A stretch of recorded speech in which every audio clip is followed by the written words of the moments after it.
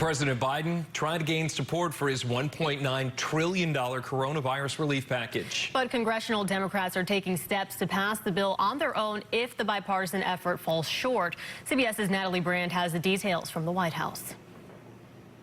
Democratic leaders have now introduced budget resolutions in the House and Senate, paving the way for them to potentially pass President Biden's coronavirus relief package without support from Senate Republicans. We are not going to dilute, dither, or delay.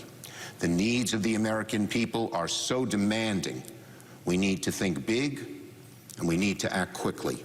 In an effort to negotiate with Republicans, the president spent 2 hours talking to a group of GOP senators who have a counterproposal a third of the size of the administration's $1.9 trillion plan. I wouldn't say that we came together on a package tonight.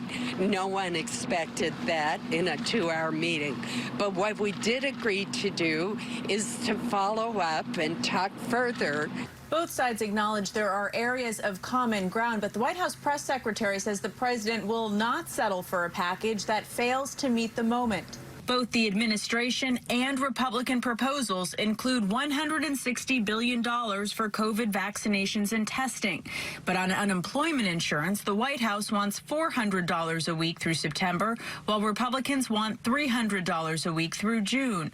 The White House wants $1,400 stimulus checks for most Americans, with Republicans proposing $1,000 for people in lower income brackets. It's more rhetoric to say that, oh my gosh, the house is on fire, when in reality, if you look at what the data is from the Fed, the families are doing pretty well based upon what we've already done. Senator Bill Cassidy points out that all 5 previous relief packages have passed with bipartisan support, adding up to nearly $3.5 trillion in aid.